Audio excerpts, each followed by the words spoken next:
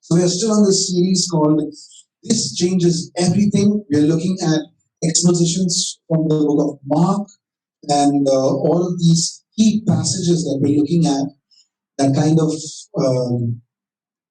builds up the death of Jesus Christ, the resurrection of Jesus Christ. In a couple of weeks from now, we celebrate Good Friday and Easter. But that's what we're looking at in these passages in this entire month of, right? Today's passage, now the recap of last 2 weeks, we saw a passage from chapter 8, chapter 9, and we saw passages from chapter 8 and chapter 9.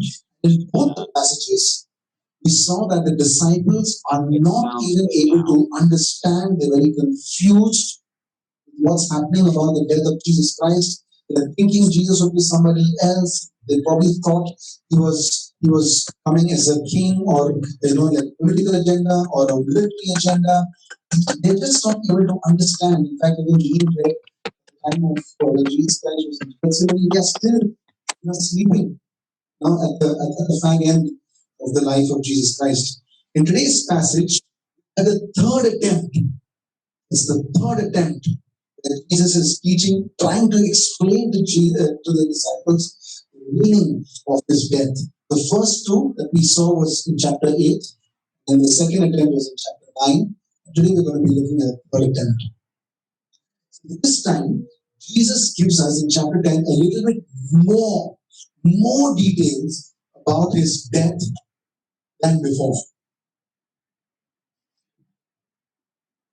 So as we start today, I'd like to just compare very quickly chapter 8, chapter 9, and chapter 10. In chapter 8, he speaks of only the Jewish religious leaders who are going to reject him. In chapter 9, he speaks of how he will be delivered into the hands of man. But here in chapter 10, for the first time, we are told that his death will be in Jerusalem, and both Jews and the Gentiles will not only reject him but even attack him. The key difference in chapter 10 that we don't see in chapter 8 and chapter 9 is the word condemn.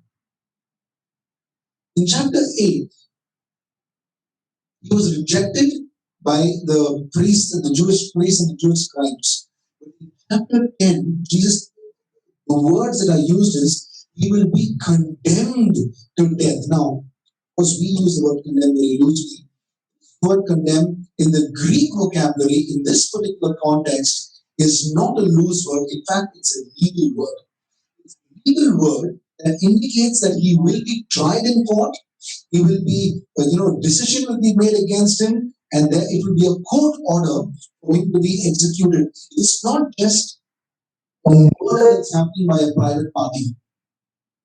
It's a legal word. It's a judicial angle to what we're going to be seeing that's happening over here. Jesus points to the fact that he will die for crimes he never committed. Jesus is pointing to the fact that word over there used in the Greek vocabulary is a sign that he will be a victim of injustice. Okay? In fact, in chapter 10, we're going to be reading of the other difference that we don't see in chapter 8 and chapter 9 is this deep sense of humiliation. They will spit on him, they will flog him. It says in verse 24.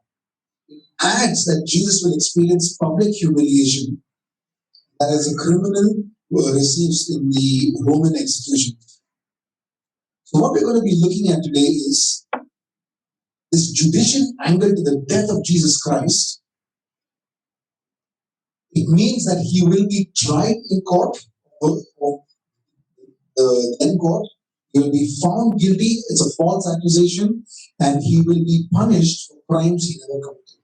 I'm going to invite my friend Blessed to read the Bible reading for this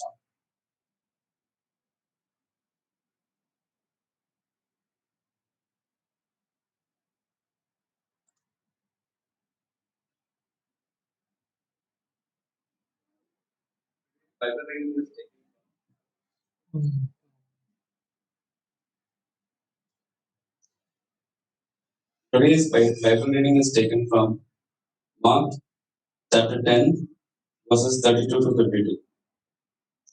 Mark chapter 10, verses 32 to 52.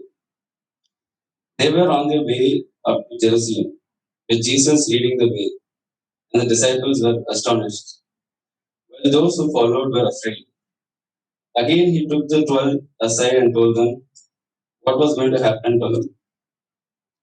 We are going up to Jerusalem, he said. The Son of Man will be betrayed to the chief priests and teachers of the law. They will condemn him to death and will hand him over to the Gentiles, who will mock him and spit on him, flog him and kill him. 3 days later, he will rise. Then James and John, the sons of Zebedee, came to him. Teacher, they said, we want you to do for us whatever we ask. What do you want me to do for you? He asked. They replied, let one of us sit at your right and the other at your left in your glory. You don't know what you're asking, Jesus said. Can you drink the cup I drink or be baptized with the baptism I'm baptized with?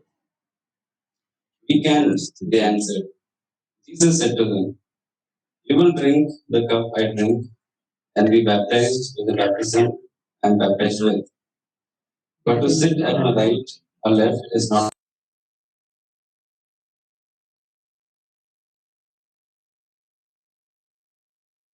Heard about this, they became indignant with James and John. Jesus called them together and said, you know that those who are regarded as rulers of the Gentiles lord it over them, and their high officials exercise authority over them. Not so with you. Instead, whoever wants to become great among you must be your servant, and whoever wants to be first must be slave of all. For even the Son of Man did not come to be served, but to serve, and to give life, and to give his life as a ransom for many. Then they came to Jericho, as Jesus and his disciples, together with a large crowd, were leaving the city. A blind man, Bartimaeus, that is the son of Timaeus, was sitting by the roadside begging. When he heard that it was Jesus of Nazareth, he began to shout, Jesus, son of David, have mercy on me. Many rebuked him and told him to be quiet, but he shouted all the more, Son of David, have mercy on me. Jesus stopped and said, so they called to the blind man, cheer up, on your feet, he is calling you. Throwing his cloak aside, he jumped to his feet and came to Jesus. What do you want me to do for you? Jesus asked him. The blind man said, Rabbi, I want to see. Oh, said Jesus, your faith has healed you. Immediately he received his sight and followed Jesus along it. Here is today's Bible.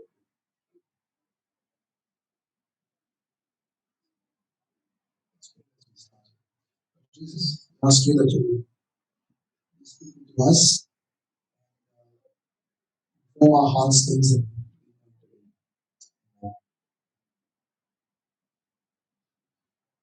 we won't be able to expose everything about that passage.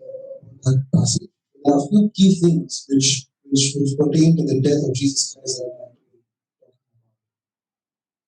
First, the question of greatness. 35 and 37, sons of Zebedee, James and John, clearly have no idea what Jesus is in for. They didn't see that Jesus' highest glory was to be courage, humility, wisdom of his suffering and death.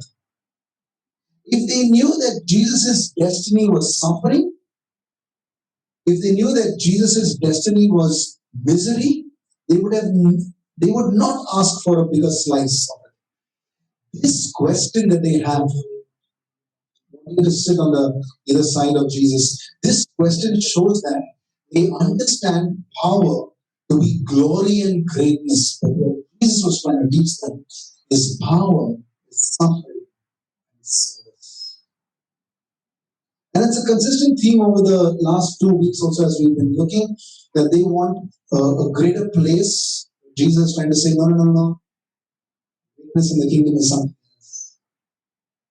They are unable to understand how submitting in service, even to the point of suffering and death, can lead to triumph and victory.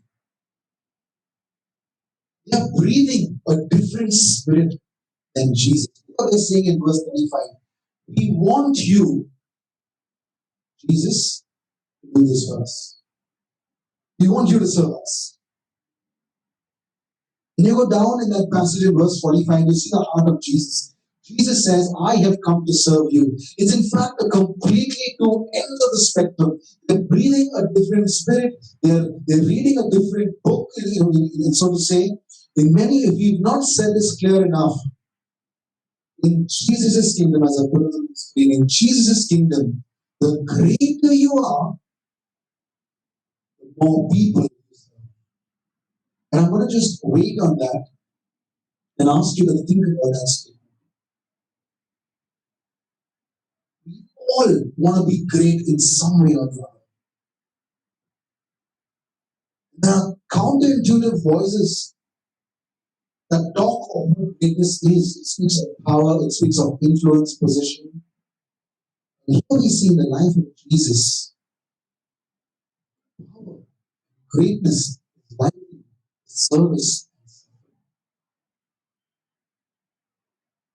At least for us in NBCC, I want to be pretty explicit in saying that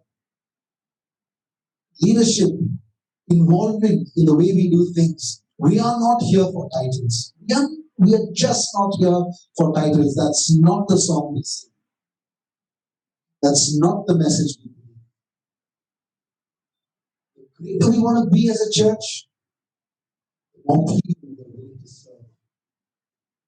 The second thing that I'd like to ask for is our prayer life. In verse 35, when James and John says, Teacher, we want you to do for us whatever we ask. That's what James and John is saying.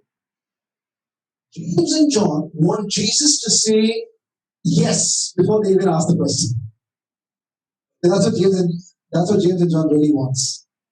James and John wants Jesus to answer their prayer in their way. Now in reality, this is a distortion of what true prayer looks like. This is not true prayer. True prayer, we learn in the Bible, seeks to mold our will to God, not God's will to us. But this does not mean that we cannot ask God for whatever we want in the Lord's Prayer. In fact, Jesus teaches his disciples, ask for justice. He says, thy kingdom come, thy will be done on earth. Ask for righteousness, ask for justice. In fact, he also teaches the disciples to ask for daily needs. In fact, he says, pray this way, give us this day our daily bread. He's teaching his disciples to ask for justice, ask for needs. But all of this is done with this overarching awareness that our wisdom is limited. He says in the Lord's Prayer, thy will be done. And Jesus teaches us what true prayer is when he, in Mark 14, as Janine taught it to us in the Garden of Gethsemane, Jesus makes a prayer to his Father and says, take this cup away from me, yet not my will, but yours be done. Then you see the natural inclination, the natural tendency of the human heart is to look at God as one who can meet our needs, a need meter. The natural temptation we have. If I'm coming to God, I'll do this for God. I'll come to church and pay my tithes and do that. God, I want you to do this for me. The natural tendency for us, the natural bend that we have, we bend towards using God consumeristically. If I am following Christ, what will Christ give me? That's natural heart. That's natural bend we have. What Jesus was trying to imply over the last chapter 8, 9, and we're looking at 10 now, the person who sticks with Christ only if things are going their way is a stranger to the cross. The message of the cross is not about that. Anyone who sticks with Christ, as long as things are going their way, is a stranger to the cross. Now it's easy to laugh at how clueless and confused the disciples are, at how diluted the prayer of James and John is. We should be asking, what are we missing right now? In what ways are we being blind to how God is working? Think about Jesus Christ. He had 12 assorted illiterate people, some as fishermen, some as net repairers. Jesus himself gets executed as a criminal. This narrative of working with illiterate fishermen and the sword and then being executed for crimes he never committed, narrative shapes the rest of the course of our civilization. And if this is how God always works in our lives, we see it true with every person that God used in the Bible. He takes the weak and works with them. He takes the unassuming person and works with them. He displays his glory through them. And if this is how God always works in our lives, you and I ought to be. You and I have got to be open in our attitude towards life.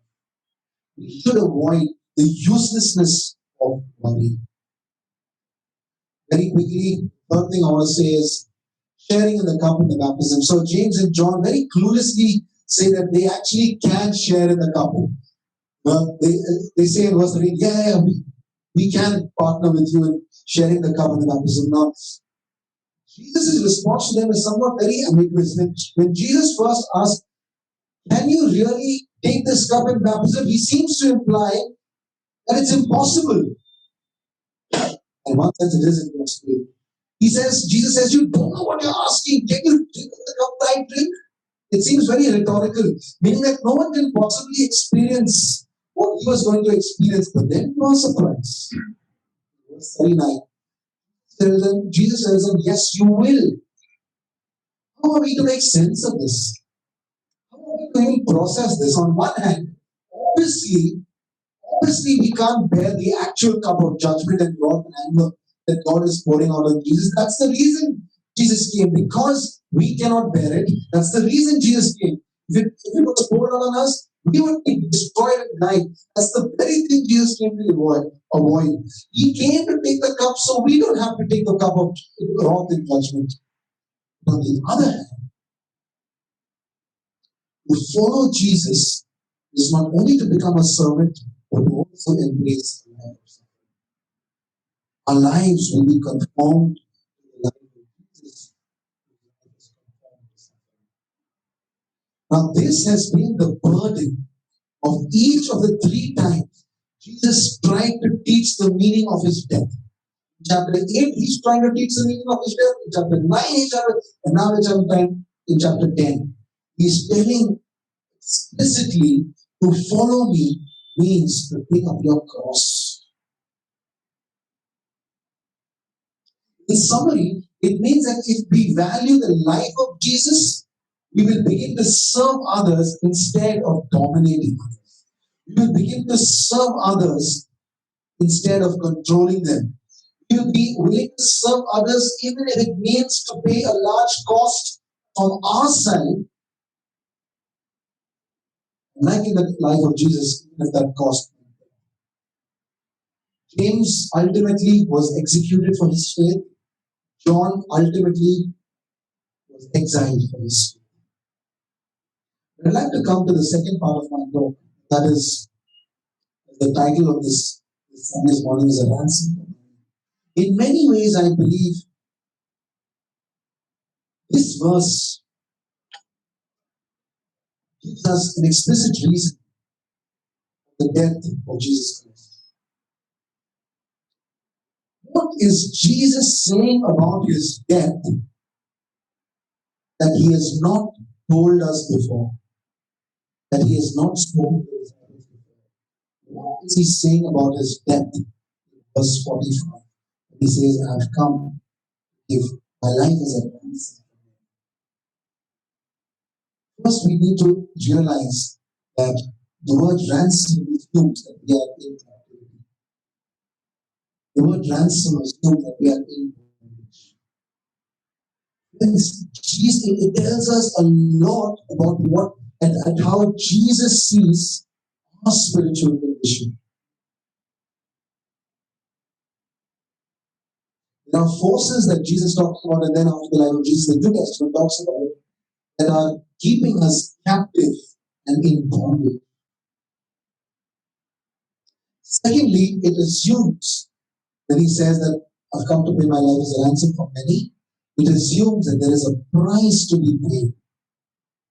There is a penalty to be paid in order to release the captives, in order to release the slaves. Someone must bear the cost. Slaves cannot just be released. A price needs to be paid. Someone must bear that cost. In other words, it means an exchange, a substitution needs to happen. Under any interpretation of what that word means, it means that what happened to Jesus, otherwise, you and I are one. Whatever interpretation you look at the beginning of this verse, you realize that whatever happened to Jesus should have otherwise happened. Thirdly, this verse tells us that the size of the ransom payment, he gave his life as a ransom for many. Jesus did not just pay a quantifiable sum. He did not just pay a lot. He paid his all. It was his whole life.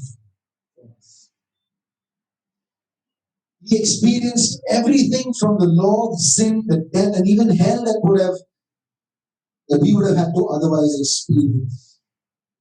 Friends, it also means that there is a new relationship formed with the ransom.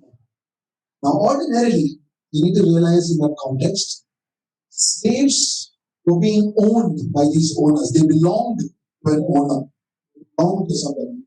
And so, a slave, when they are liberated, when they are free, is now owed his life or her life, is owed to the liberator. And so, there's a new relationship of love and gratitude and a willing service begins. And we read about this concept of a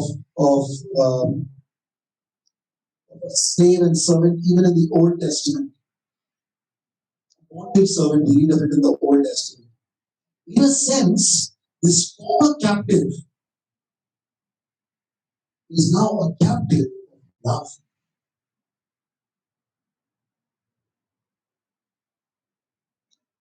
Paul tells the church in Corinthians, you are not your own, you are bought with a price. Jesus speaks in John 8, if you hold to my teaching, I know the truth will set you free.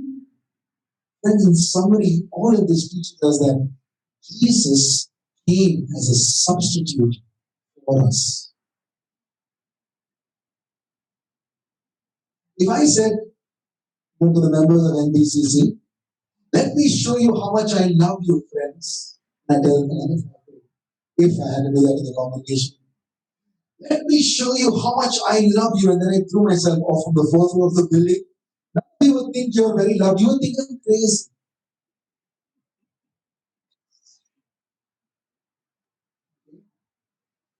Here, if I died because I was rescuing someone from falling off the building, that's a great reason. If I died in rescuing somebody, then you realize that I'm truly a sacrificial person who loves anybody, isn't it? Friends, in the same way, the death of Jesus is senseless. It's illogical unless you realize that you and I were truly hopeless. We were lost. We were captive and in bondage. So what is Jesus saying about us when he says he died to ransom us? The word ransom means that the person being ransomed is not free. A ransom, so what are we using today? Ransom is the money paid to release somebody or something from slavery or from captivity. In John chapter 8 verse 34, we get a glimpse. In John chapter 8 verse 34, Jesus says, anyone who sins is a slave to sin.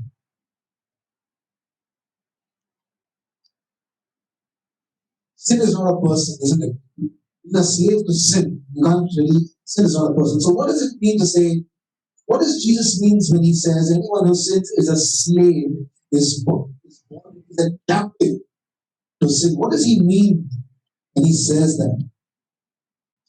Many ways in this. Whatever controls us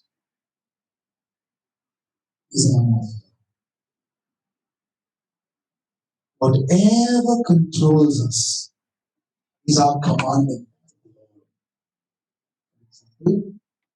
If if the love and the beauty of power controls us, the person who's looking for power is controlled by this temptation of wanting more and more position, power. The person who is controlled by acceptance, they fear rejection so much they just want everyone to love them. The person who is looking for acceptance is controlled by the people he or she is looking to satisfy or gratify.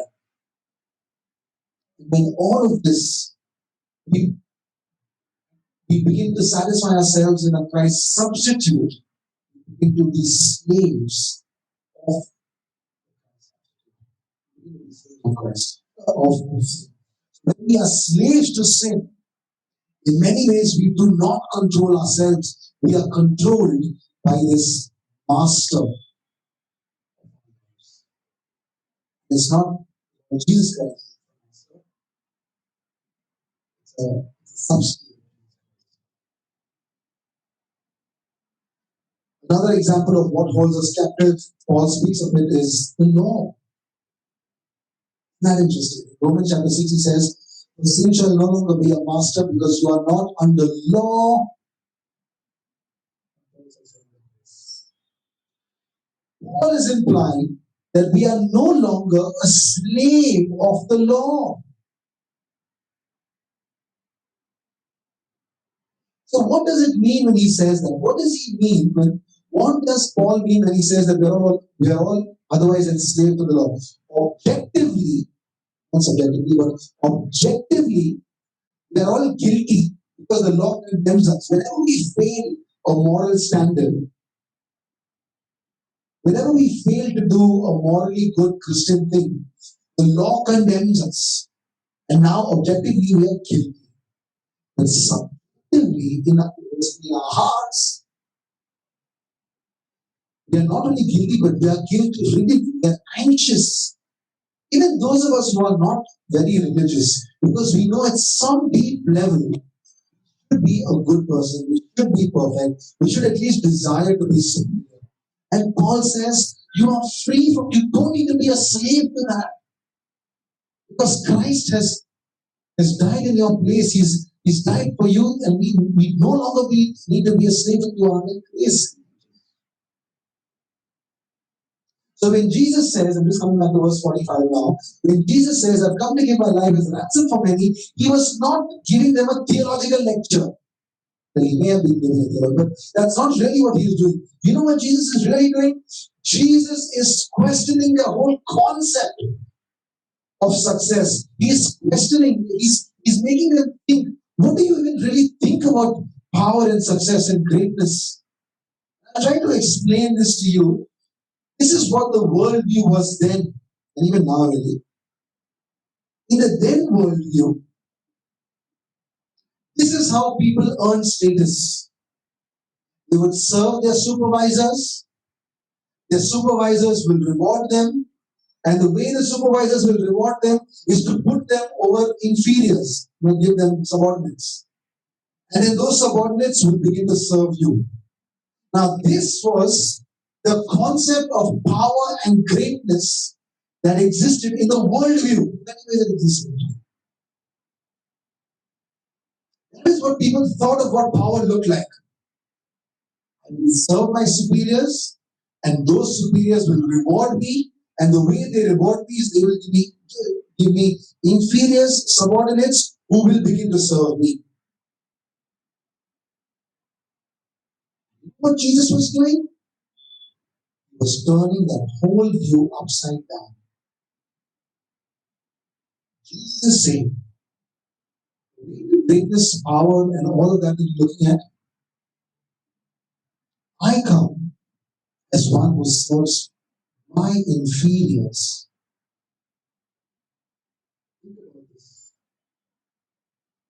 Jesus is saying, I, who is superior in many ways, King of Kings, Lord of Lords, have come to serve my subordinates and doing so with grace and mercy. In turn, they begin to serve others. Pause. Think about what that means for our lives. All of this was in the context of Jesus trying to explain to them that an ultimate example of how I'm turning the worldview upside down is by giving my life.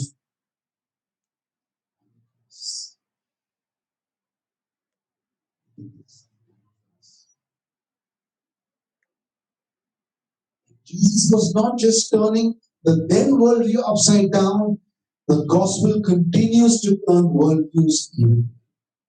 This is what greatness is. NBCC, I deeply, truly desire that this will not just be true in our heads, in our minds, but this will be the of the very brain of the gospel culture here in NBCC. Serve people. We want to be great in the kingdom. We want to be one who wants to desire to be the greatest. Jesus says, serve them. The worldview, the first is first, and the last is last. The gospel that turns that upside down to say, my economy, Jesus says, the first is last. Last is first. As I conclude today's talk, I want to ask you a very fundamental question. A couple of weeks ago, we celebrated the Easter. Ask this question. The night of obedience, Jesus' obedience to die on the cross. What does it mean to even what does it even mean to be a Christian?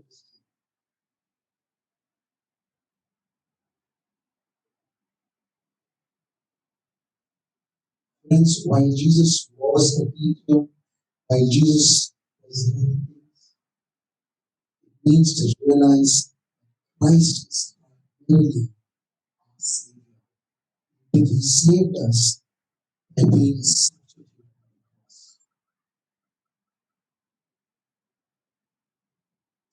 Jesus came to open the way into God for us. Christian is not primarily to be a nice person who does all the religious, moral things. It's not what it's predominantly to be a Christian. Who follows a certain beliefs, follows a code of conduct. Being a Christian is really speaking lives. Not to really embrace the worldview or the worldview of greatness and power. We serve to the point of suffering, even more.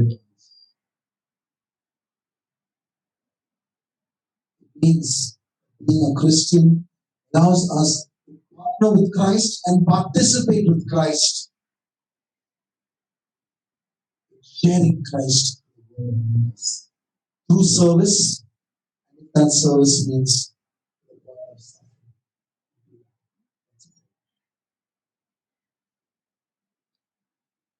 Jesus, we want to thank you for being not just being an example, not just being a great teacher, not just being a great healer, not just being one who works miracles and wonders. You are all of that, not just that. For us, more importantly and fundamentally to our belief system. Jesus, help us realize that you are our Savior our Savior. Each of us over here, as we get into take heed of our corporate life, empower us, enable us, practice your view, power and grace. And we will be so willing to serve people of ours, below us, our peers, anybody, without returns. We will be willing to serve anybody. Transform